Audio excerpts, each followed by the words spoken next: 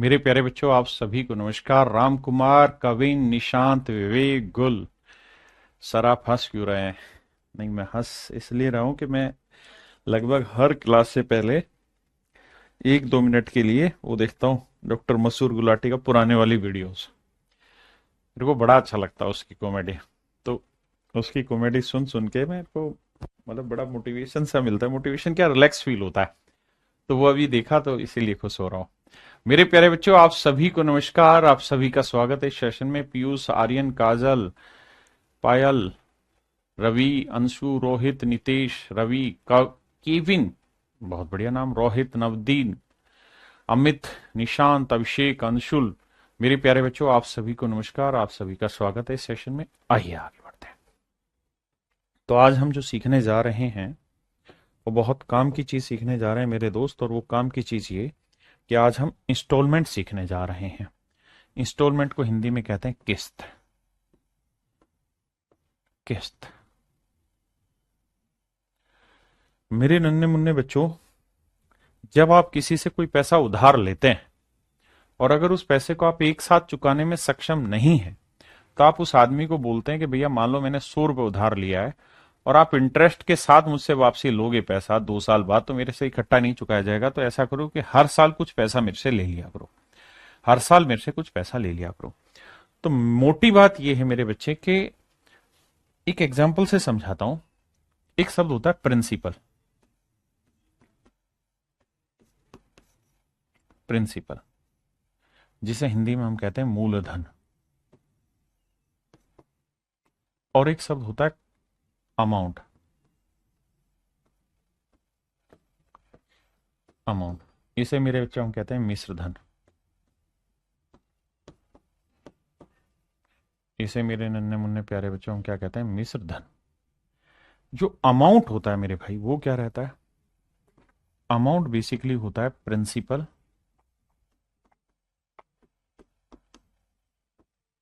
Plus compound interest.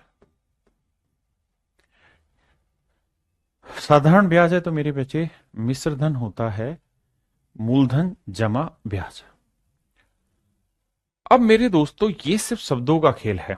अगर आप पैसा देने वाले हैं, अगर आप पैसा देने वाले देने वाले वाले हैं, तो आप ये शब्द इस्तेमाल करेंगे, जी मैंने इतना पैसा इन्वेस्ट किया और इतना पैसा मुझे मिलेगा। लेकिन अगर आप पैसा लेने वाले हैं, पैसा उधार लेने वाले, उधार लेने वाले, ये है उधार देना। जो उधार दे रहा होगा वो, यानी जो मतलब साहूकार है, जमींदार है। ये है उधार लेने वाला। तो उधार लेने वाला इसे प्रिंसिपल नहीं कहेगा, उधार लेने वाला कहेगा लोन। उधार लेने वाला इसे क्या कहेगा मेरे बच्चे? लोन। जैसे मान लो जमींदार आदमी ने 100 रुपए किसी को उधार दिए, तो वो तो कहेगा 100 रुपए मेरा तो है प्रिंसिपल, है ना। और मेरे को मान लो 1 साल बाद 120 रुपए मिला, तो ये मेरा हो गया अमाउंट। हाँ जी। लेकिन जिसने उधार लिया, उधार लेने वाला जो है, वो इस 100 रुपए को कहेगा लोन। और इस पैसे को अगर किस्तों में चुका रहा होगा, तो जितना अमाउंट उसे हर साल चुकाना पड़ रहा होगा, वो अमाउंट उसके लिए कुछ और शब्द नहीं होगा, इंस्टॉलमेंट होगा। इंस्टॉलमेंट होगा। मेरी बात समझे भाई? देने वाले के लिए तो प्रिंसिपल और अमाउंट हुआ, लेकिन लेने जिसने उधार लिया है उसके लिए तो लोन हो गया, और उसको जो चुका रहा है वो इंस्टॉलमेंट में चुकाएगा। वो ये थोड़ी कहेगा कि भाई मैंने अमाउंट चुकाई। अमाउंट तो उसके लिए हुई जिसने पैसा इन्वेस्ट किया है, और इंस्टॉलमेंट उसके लिए हुई जिसको पैसा चुकाना है। मेरी बात समझ पाए? तो सेम वही चीजें जो आप प्रिंसिपल, अमाउंट, कंपाउंड इंटरेस्ट में सीख रहे थे, वही सब कहानी यहां सीखनी है। बस यहां उनके नाम बदल गए। प्रिंसिपल की जगह बहुत सारी जगह लोन लिखा मिल जाएगा, और जहां अमाउंट है उसकी जगह आपका इंस्टॉलमेंट लिखा मिल जाएगा। दूसरी चीज, एक सवाल के थ्रू आपसे बात करते हैं। जैसे सवाल है, कहता भैया, राजन एक आदमी है, उसने कुछ पैसा उधार लिया है, 5% की रेट पे पैसा उधार लिया है। बोरोड माने कुछ पैसा उधार लिया है 5% चक्रवृद्धि ब्याज की दर पे। उसने 4200 रुपए का भुगतान कर दिया फर्स्ट ईयर में। ही पेड ₹4200 फॉर फर्स्ट ईयर। पहले साल 4200 का चुकाया है, मतलब भुगतान किया है, और दूसरे साल 4410 रुपए का मेरे प्यारे बच्चों भुगतान किया है। यानी दो किस्तों में पैसा लौटाया है। पहली किस्त उसने दी 4200 रुपए की, और मेरे नन्हे मुन्ने प्यारे बच्चों दूसरी किस्त दी 4410 रुपए की। तो बताओ भाई उसने कितना पैसा उधार लिया? How much money does he borrowed? ये मेन सवाल है। तो देखो मेरे दोस्त, यहां क्या है कि अभी तक हम ये पढ़ रहे थे कि भाई रेट 5% है, तो 5% के हम फ्रैक्शन बनाते थे 1/20। तो हम कहते थे कि देखो यार 20 से कोई धन 21 हुआ, दूसरे साल फिर वही धन 20 से 21 हुआ, तो 2 साल में मेरे प्यारे बच्चों वही धन 400 से 441 हुआ। अभी तक हम ये पढ़ रहे थे कि अगर हमने 400 रुपए इन्वेस्ट किया है तो 2 साल के बाद 5% की रेट से हमें 441 रुपए अमाउंट मिलेगा। अब हम ये पढ़ेंगे कि अगर 400 रुपए का लोन लिया है हमसे किसी ने, तो वो दो किस्तों में पैसा चुकाएगा। तो अगर वो सीधा ही पैसा चुकाता तो हम कहते हैं 441 रुपए चुकाया। अब वो ये कह देगा कि भैया दो किस्तों में पैसा चुका रहा है, तो दो किस्तों में पैसा चुका रहा है, तो जितनी भी किस्तों में चुका रहा होता है हमें बस ये देखना होता है कि जो पहली किस्त दी है उसमें कितना तो प्रिंसिपल उतरा है और बाकी कितना ब्याज उतार दिया।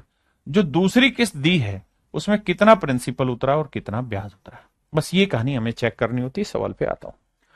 ऐसे में क्या करेंगे, जब भी किस्तों का सवाल आएगा तो 5% की फ्रैक्शन होती है 1/20, तो 20 से 21 होगा 1 साल में, और 2 साल में हो जाएगा 20 की पावर 2 400 से 441। बड़े ध्यान से 1 से 2 सवाल समझना, मतलब समझ में आ जाएगा।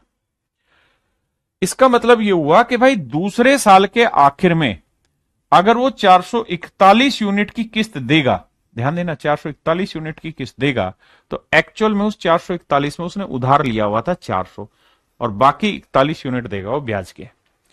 अगर वो पहले साल के आखिर में 21 यूनिट की किस्त दे रहा है, तो इसका मतलब उसमें प्रिंसिपल उतार रहा है 20 यूनिट और बाकी दे रहा है ब्याज।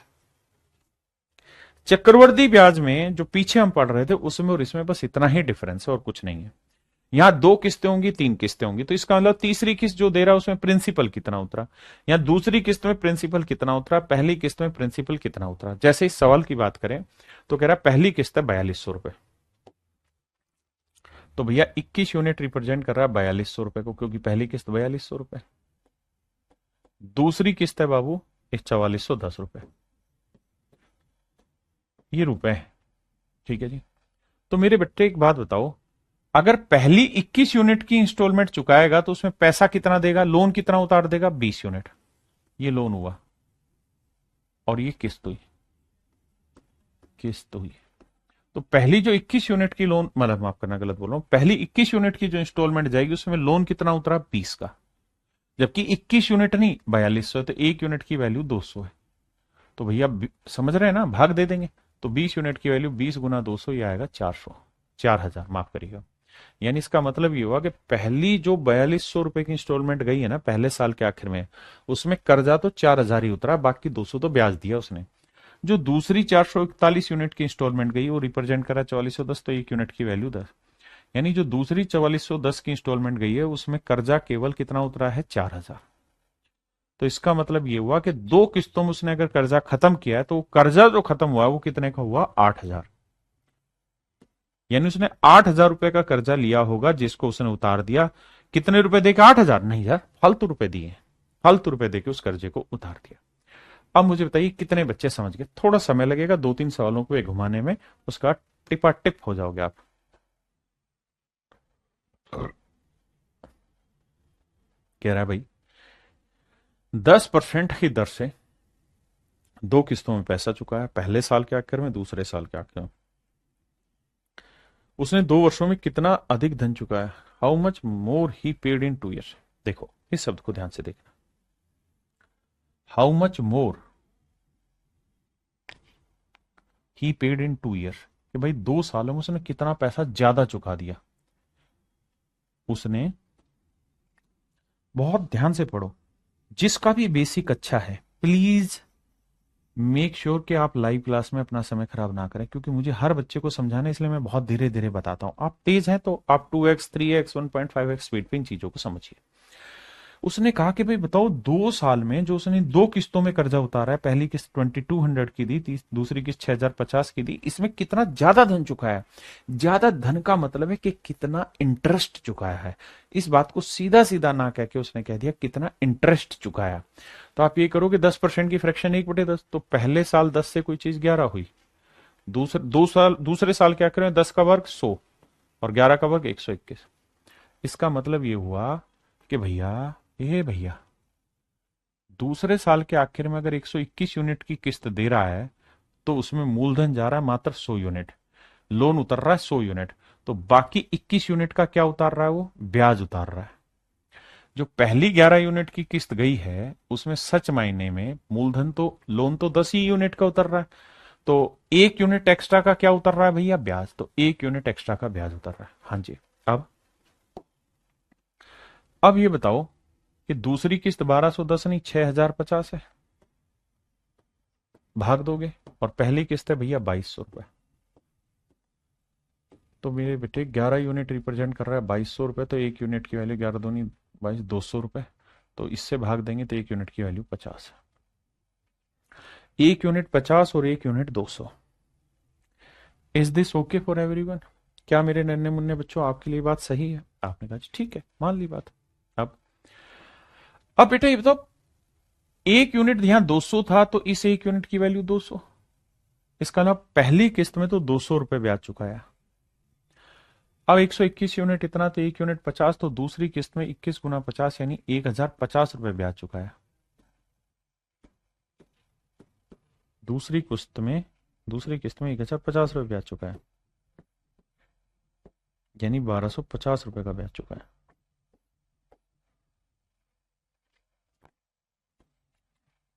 दूसरी किस्त में मेरे बच्चे 1250 रुपए का ब्याज चुका है।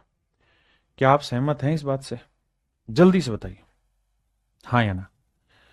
Do you agree with it और नॉट?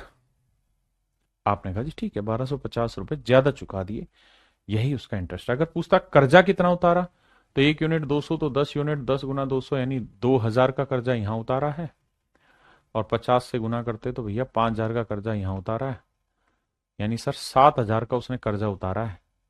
और पैसे कितने दिए हैं उसने, 1250 फालतू दिए, तो 6 2 8, 8250 रुपए उसने दिए हैं, 7000 का कर्जा लिया था, तो बाकी 1250 जो गए हैं वो क्या गया है, ब्याज गया।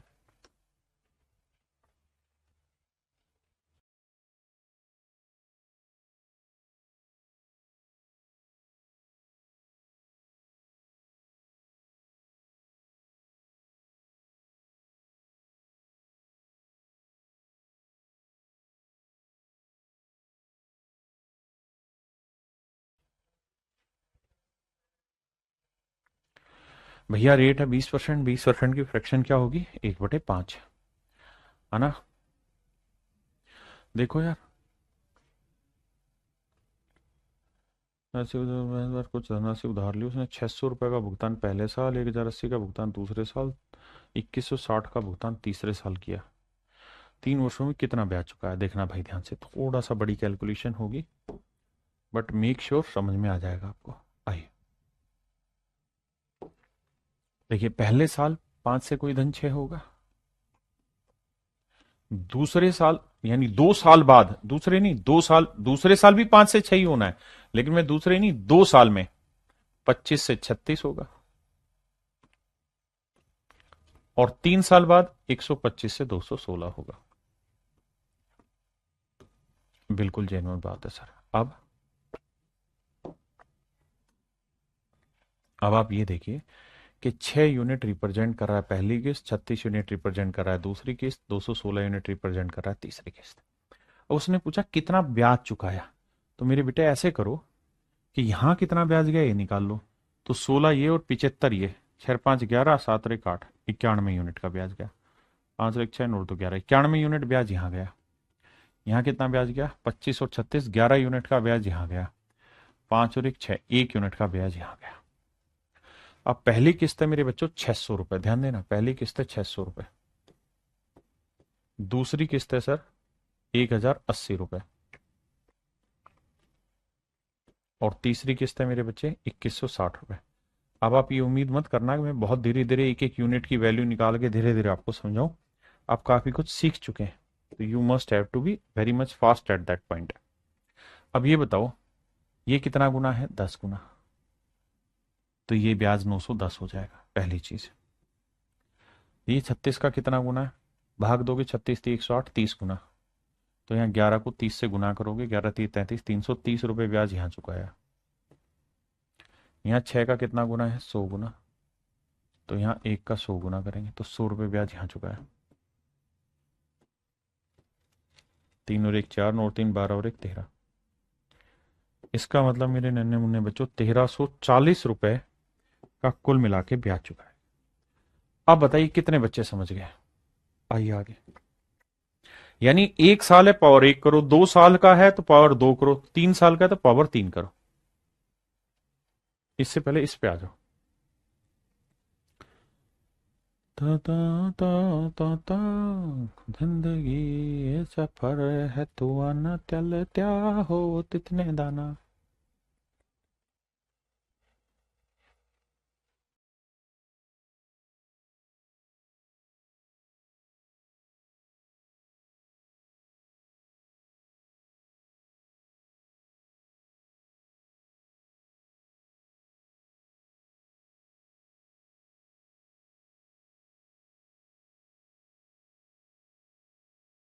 आइए मेरे दोस्त, देखिए भाई समी, फिर से ही बता रहा हूं, वैसे ही सवाल है, देखिए ध्यान से। कहता है 5% की रेट है। एक व्यक्ति कुछ पैसे इस शर्त पर उधार लेता है कि वह पहले साल के एंड में इतने देगा, दूसरे साल के एंड में इतने देगा। तो बताइए उसने उधार कितना लिया था? 5% की फ्रैक्शन हुई 1/20। तो आप ऐसे लिखिए कि पहले साल कोई धन 20 से 21 हो जाएगा, दूसरे साल वही धन 20 की पावर 2 400 से 441 हो जाएगा। अगर तीसरे साल होता तो 20 की पावर 3 8000 और 21 की पावर 3 9261 करते। अब कहानी ये है मेरे बच्चों कि भाई पहली इंस्टॉलमेंट ये गई है तो दूसरी ये गई है, जबकि पहली इंस्टॉलमेंट है 3150। ये सारे पेपर के क्वेश्चन है। तो एक यूनिट की वैल्यू कितनी भैया? देखो 21 से कम तो 21 आया, 21 पांचे 105, 150, एक यूनिट 150 है। तो 20 गुना 150 कितना होगा? 15 दूनी 30, 3000। यानी 3000 रुपए पहली किस्त में लोन उतार दिया। दूसरी किस्त में 4410 रुपए उतारा। तो भैया एक यूनिट 10, तो 400 गुना 10 कितना हो गया? 4000। तो 4000 रुपए यहां उतार दिया कर्जा, 3000 यहां, तो कुल मिला के 7000 रुपए का कर्जा लिया था। यानी मेरे नन्हे मुन्ने बच्चों 7000 रुपए का लोन लिया हुआ था, वो उसने उतार दिया। मान जा बे, 7000 रुपए का लोन उसने लिया था जो उतार दिया। देखिए सारे बच्चे तो आंसर दे रहे हैं।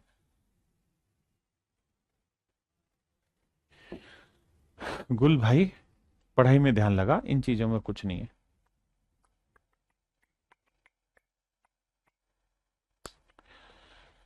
देखिए हर बच्चा आंसर कर रहा है, बहुत अच्छी बात है। इस सवाल में हल्का सा दिमाग दौड़ाना होगा। ये इतना सिंपल सवाल नहीं है, ये एसएससी का आया हुआ और सबसे मोस्ट डिफिकल्ट क्वेश्चन है। पहले आप पढ़ें, फिर मैं इसके शब्दों का कुछ अर्थ बताना है मुझे। देखिए बाबू, अर्थ ये बताना है भैया कि वो ये कह रहा है कि भाई 1620 रुपए जो है वो तो मैं कैश डाउन पेमेंट कर दूंगा। 1620 रुपए at the time of buying, कि 1620 रुपए तो भैया मैं जब खरीदूंगा ना उसी समय पे करूंगा।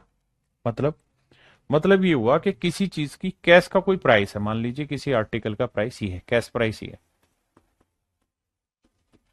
ये, इसमें से कुछ तो कैश डाउन पेमेंट देनी है,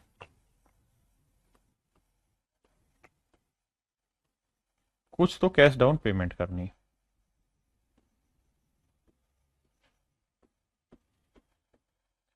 कह रहा है जी जो भी उसकी कीमत थी उसमें से 1620 रुपए तो मैंने कैश डाउन पेमेंट कर दी।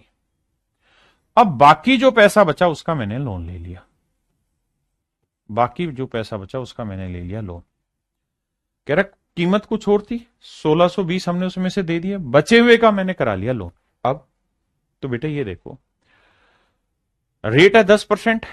अब इस कहानी को भूल जाओ थोड़ी देर के लिए, जो मैं ये अंडरलाइन कर रहा हूं ना। इस लाइन को भूल जाओ थोड़ी देर के लिए, ये सवाल में है ही नहीं।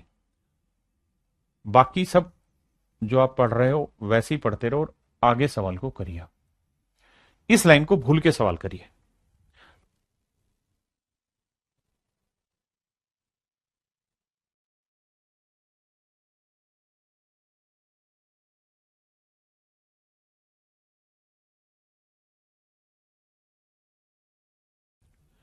रेट है 10% पर एन, 10% की फ्रैक्शन 1/10, तो 10 से 11, फिर 10 की पावर 2, 100 से 121, 3 साल में जाओगे तो 1000 से 10 की पावर 3, 1000, 1331। ये मात्र रेशियो है। अब जैसे वो चाहे वैसे रिलेट कर लो भाई। कह रहा भैया पहली जो किस्त है वो है 2178 की, 2178 रुपए की। दूसरी जो किस्त है भैया वो है 2299 की, और तीसरी जो किस्त है वो 2662 की। अब ध्यान से समझिए बात को। भैया 11 यूनिट इतना, तो 1 यूनिट 11 एकम 11, 10 बचा, 11 99, 8 बचा, 11 88, 1 यूनिट 198, तो 10 यूनिट 10 गुना 198, तो 1980। और मुझे समझाना है आपको, तो समझना है, 1980 आया। 121 एकम 121, बचा कितना भाई, 1 2 1, 121 जाएगा तो 1 बचा, 108 बचा, 189 बचा, 9 क्या 9 9 दूने 18, 9 10, 19 पे जाएगा। तो यहाँ 1 यूनिट की वैल्यू 19, तो 100 को 19 से किया तो 1900 रुपये यहाँ हो गया। और यहाँ तो दिखाई दे रहा है डबल है, 1 यूनिट की वैल्यू 2 है, तो इसे 2 से गुना करोगे 2000। यानी मोटी बात समझने की ये थी कि जो उसने कर्जा लिया था ना वो 0 8 9 9 18 का 18 साल, 1 2 और 1 3 और 1 4, 1 5 और 1 4 और 1 5, 5880 रुपए का इन्होंने भाई कर्जा लिया था। 5880 रुपए का कर्जा लिया था, 5880 रुपए का लिया था कर्जा इन्होंने। और इस 5880 रुपए को इन्होंने 3 किस्तों में उतार दिया, जबकि 1620 रुपए इन्होंने उसी समय कैश डाउन पेमेंट दे दी थी कि भाई तुरंत तुरंत ले जाओ पैसा तुम इतना। तो अब पूछ रहा है कि एक्चुअल कीमत क्या थी, तो भाई 5880 का लोन, 1620 नगद दिए, तो 0 8 2 10, 8 6 14 और 1 15, 5 और 1 6 और 1 7। इसका मतलब मेरे दोस्तों 7500 रुपए उस आर्टिकल का कैश प्राइस था। 7500 रुपए मेरे प्यारे बच्चों उस आर्टिकल का क्या था, कैश प्राइस था। यही हमसे सवाल में पूछा है। अब तो आप समझ गए होंगे बेसिक को। आइए, नियति भेद नहीं करती। आइए मेरे बच्चे,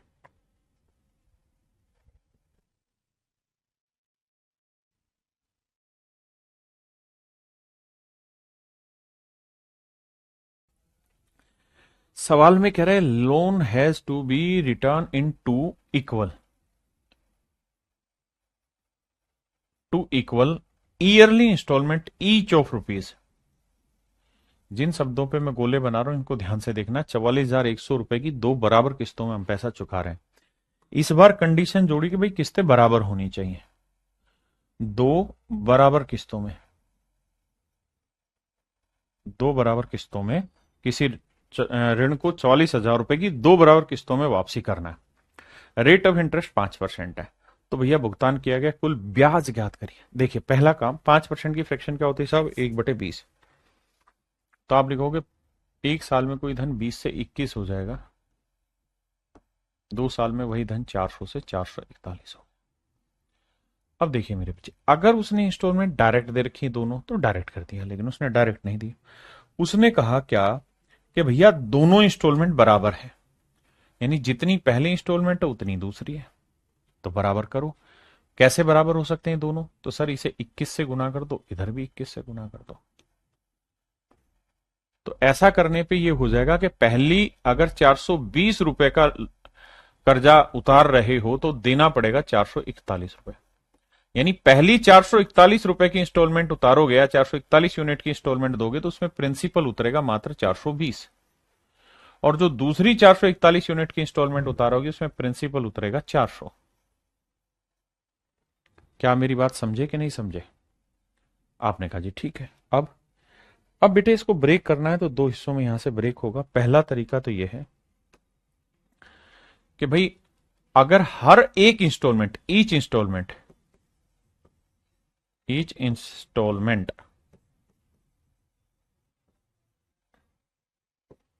अगर हर इंस्टॉलमेंट 441 यूनिट है, जबकि एक्चुअल में कितना है 44,100 रुपए, तो एक यूनिट की वैल्यू 100 रुपए। बिल्कुल ठीक है। अगर हर इंस्टॉलमेंट 441 यूनिट की है तो हम कर्जा कितना उतार देंगे? 420 और 400, 800 यूनिट का कर्जा उतार देंगे। यानी अगर 441 यूनिट की दो इंस्टॉलमेंट दे रहे हैं, यानी हर इंस्टॉलमेंट 441 यूनिट की है, तो कर्जा उतरेगा 800 यूनिट। जबकि हर इंस्टॉलमेंट की वैल्यू 100 रुपए है, तो 800 यूनिट की वैल्यू 800 गुना 100, यानी मेरे बच्चे 80,000। ये मेरा आंसर हुआ। अगर सवाल में पूछा होता कि कर्जा कितने का गायब किया है, तो आंसर होता 80,000। लेकिन उसने पूछा कि ब्याज कितना दे दिया, तो थोड़ा सा दिमाग दौड़ाओ। यहां कितना ब्याज दे दिया भैया? तो यहां दिया है 41 यूनिट का, और यहां कितने का दिया है सर? 21 यूनिट का। तो सर टोटल अगर ब्याज की कैलकुलेशन करें तो 41 जमा 21, 62 यूनिट का ब्याज दिया है। मान जावे 62 यूनिट का ब्याज दिया, और एक यूनिट की वैल्यू कितनी? 100। तो 62 यूनिट की वैल्यू क्या हुई मेरे बच्चे? 6200। यानी मेरे प्यारे बच्चों 6200 रुपए का कर्जा दिया है, माना 6200 रुपए फालतू दिए हैं ब्याज के रूप में। ठीक है जी। अच्छा यहां गलती कर दी क्या? 400, 420, 820 होगा, माफ करना भाई, 820 हो गए। 820 को 100 से गुना करेंगे तो 82,000 आएगा। मैं माफी चाहता हूं, 82,000 है। ठीक है जी। तो 6200 रुपए ब्याज के देंगे, 82,000 का कर्जा लिया था, और 44,100 रुपए की दो इंस्टॉलमेंटों में कर्जा उतारा है। अब थोड़ा थोड़ा समझ आया होगा। या दूसरा तरीका ये कि हर एक को यहीं रिलेट करो कि भैया इतना 44,100, तो एक यूनिट की वैल्यू 100, तो इतने की कितनी, इतने की कितनी, तो वो लेंदी चला जाएगा। अलग अलग करिए, मतलब अलग अलग नहीं, इक्वल करिए।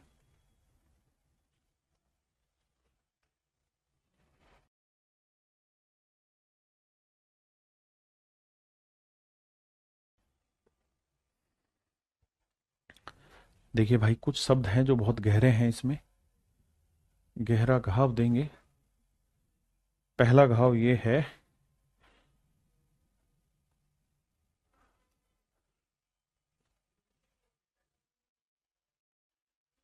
To equal half yearly instalment.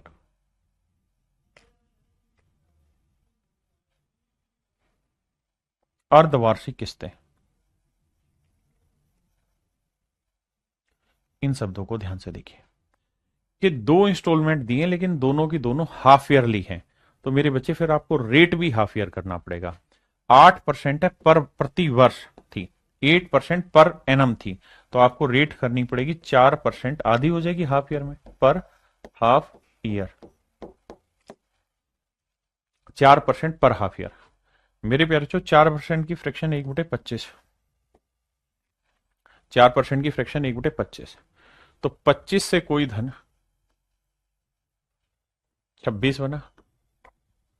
2 साल में वही धन 625 से 676। क्या किया साहब? 2 साल में नहीं, 2 हाफ ईयर में 25 का वर्क किया, इधर 26 का वर्क किया। 4% की फ्रैक्शन 1/25 थी। ठीक है जी। अब दोनों किस्तें कह रहा है जी बराबर है, तो भैया बराबर करो। बराबर करने के लिए इसे किससे गुना करना पड़ेगा? 26 से, तभी तो बराबर होंगी। तो इधर भी 26 से करो, तो 26 25 आएगा 650। यानी 650 यूनिट उतारा है कर्जा। पहली मतलब पहली इंस्टॉलमेंट अगर 676 की गई है, तो उसमें कर्जा दिया है उसने केवल 650 का, बाकी ब्याज। दूसरी 676 की इंस्टॉलमेंट गई है, तो उसमें कर्जा उतारा है 625 का। ठीक है जी। तो कह रहा है ब्याज कितना दिया गया, तो बेटा ये बताओ हर एक इंस्टॉलमेंट कितने की सर? 676 यूनिट की हर इंस्टॉलमेंट, जबकि दे कितने रखे? 6,760 रुपए। तो एक यूनिट की वैल्यू 10 रुपए। एक यूनिट की वैल्यू मेरे बच्चों 10 रुपए, बिल्कुल ठीक है। अगर एक यूनिट 10 रुपए है, तो ये बताओ मेरे बच्चों पहली इंस्टॉलमेंट में कितना ब्याज गया था सर? 650 से 676, 26 यूनिट का। दूसरी इंस्टॉलमेंट में कितना ब्याज चला गया? 25, 25, 50, 25, 30, 75, 51 का। तो 26 और 51 को जोड़ेंगे, 6 1 7, 5 2 7। तो मेरे प्यारे बच्चों उसने जो ब्याज दिया है वो दिया है 77 यूनिट का। एक यूनिट की वैल्यू 10 है तो 77 यूनिट की वैल्यू आ गई 770, यानी 770 रुपए का मेरे बच्चों ब्याज दिया गया है। समझे कि नहीं भाई? कंपाउंडेड ईयरली रेट दे रखा है, वाज 8% कंपाउंडेड ईयरली, मतलब 8% चक्रवृद्धि ब्याज की दर पे है प्रति वर्ष की। लेकिन किस्तें तो हाफ ईयरली दी है ना, तो भैया हाफ ईयर पे इंटरेस्ट लगाना होगा।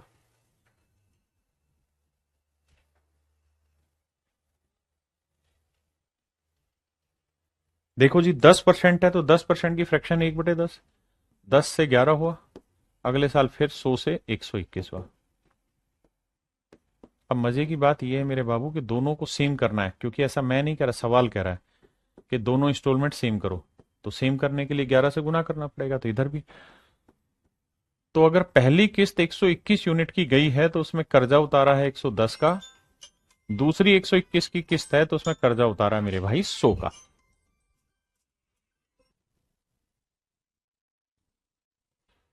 अब हमसे क्या पूछ रहा है कि भैया हर एक किस्त की वैल्यू बताओ, किस्त कितनी प्रत्येक किस्त। तो मेरे बच्चे अगर टोटल कर्जा आपका 110 और 100 कितना हो गया? 210 यूनिट का। अगर आपका लोन 210 यूनिट का है तो हर एक इंस्टॉलमेंट हो जाएगी 121 यूनिट की। आपने कहा ठीक है, जबकि जो लोन है वो 210 यूनिट का नहीं है, 4620 रुपए का। तो भैया एक यूनिट की वैल्यू निकालोगे 4620 बटे 210, तो यह आएगा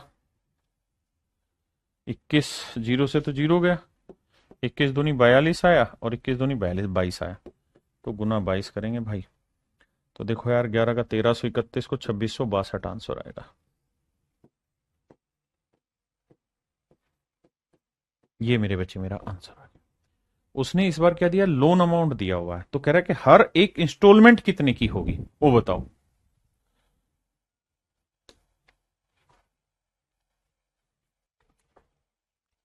मेरे बच्चों ये सवाल बेसिक है, आप खुद से कर लेंगे, इसमें कुछ है नहीं।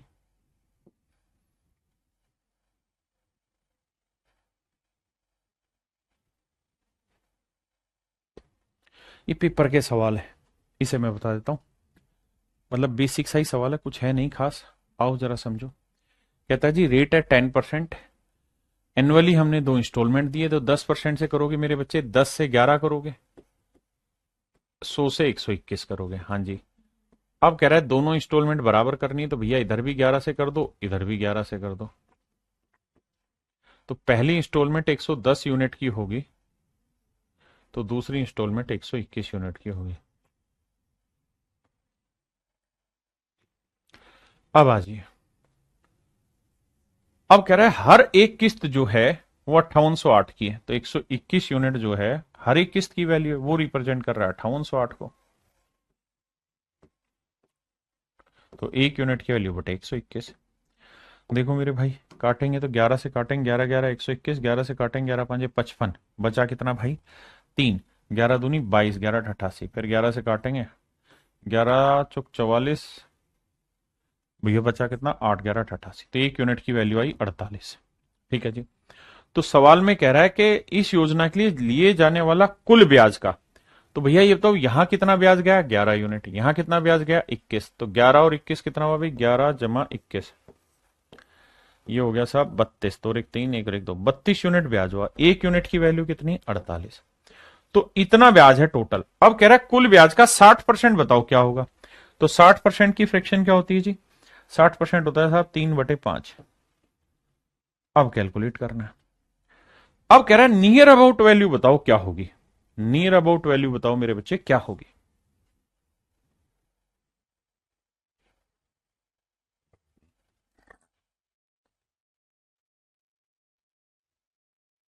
तो देखो यार, आप ये बताओ 32 को 3 से गुना करोगे क्या आएगा? 96।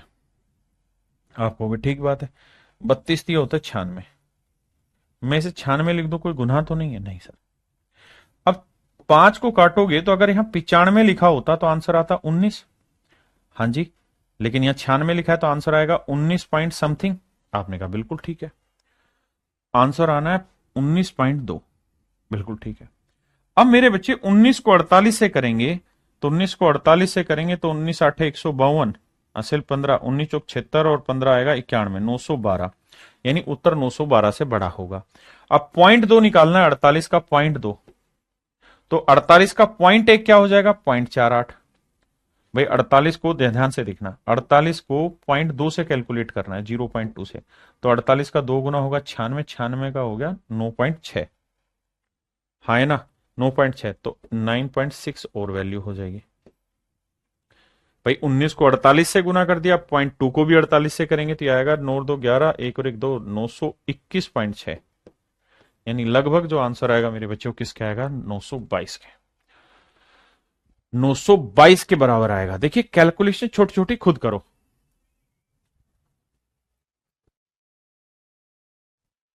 जब तक हम छोटा छोटा छोटा छोटा टुकड़ा ब्रेक करना नहीं सीखेंगे तब तक बात नहीं बनेगी, वरना तो भैया फिर गुना करना पड़ेगा। हल्का हल्का अप्रोक्सीमेशन लेना सीखो। आए,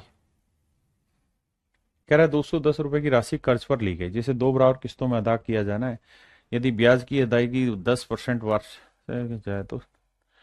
भाई कैलकुलेट कर लेंगे, बहुत ही आसान सवाल है, कुछ है ही नहीं सवाल में।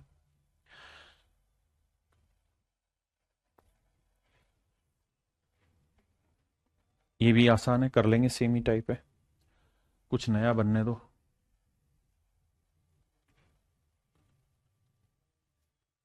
ये भी सेम ही सवाल है, होमवर्क है आपका।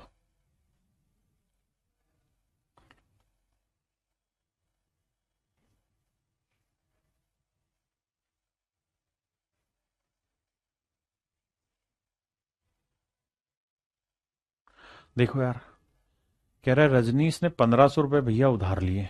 बहुत बढ़िया। रेट ऑफ इंटरेस्ट है मेरे बच्चे 40%। 40% की फ्रैक्शन आपको पता है क्या होती है? सर 20% 1/5, 40% होता है 2/5। दो किस्तों में पैसा चुका है, तो सोल्व करेंगे तो सर पहले किस्त में हो जाएगा 5 का, और मतलब 5 से 7, ध्यान देना 5 से 7। दूसरी किस्त में हो जाएगा सर 25 से 49। सर दोनों ही किस्तें बराबर हैं, तो सातों सातों 49 होगा, 7 5 इधर 7 से गुना करोगे तो मेरे बच्चे ये आ जाएगा 35।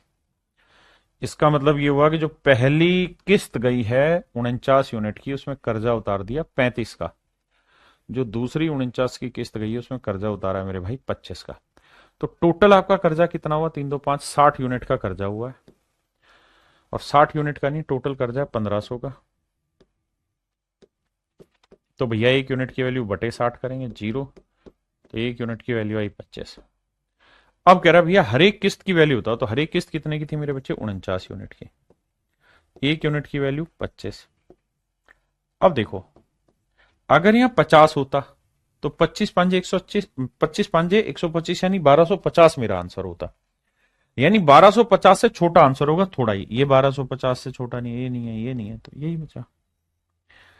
वरना 25 गुना 50 करा 1250, 25 एकम 25, 1250 में से 25 गया मेरे बच्चे, आंसर आया 1225। हाँ जी, करिए जी।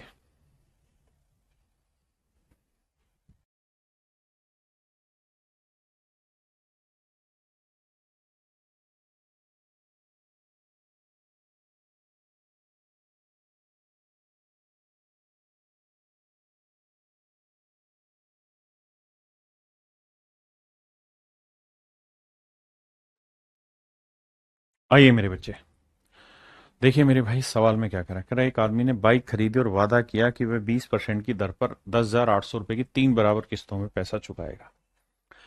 मेरे नन्हे मुन्ने बचाओ, 20% बच्चों, 20% की फ्रैक्शन क्या हुई, 1/5। तो हम ये कहेंगे सर पहली किस्त 5 से 6 हुई, दूसरे वाली में 25 से 36 होगी, तीसरे वाले में भैया 125 से 216।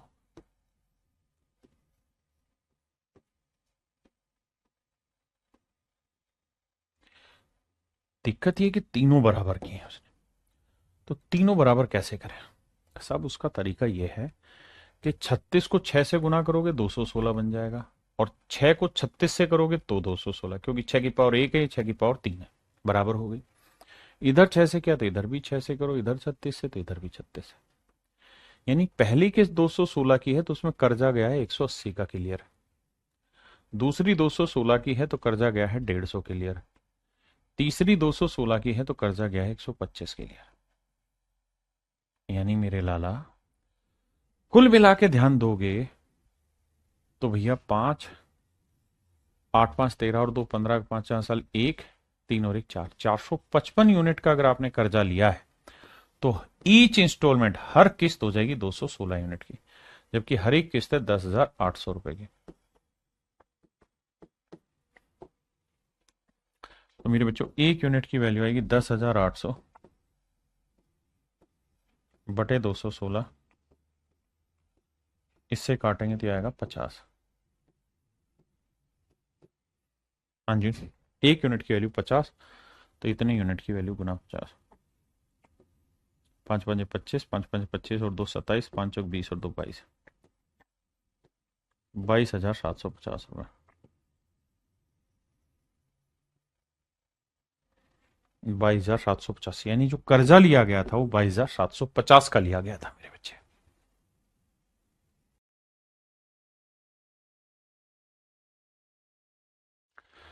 कह रहा भाई एक आदमी ने 25,220 रुपए का धन उधार लिया और वादा किया कि वह 5% की दर पर 3 समान वार्षिक किस्तों में धन चुका देगा, तो प्रत्येक किस्त का मूल्य क्या होगा?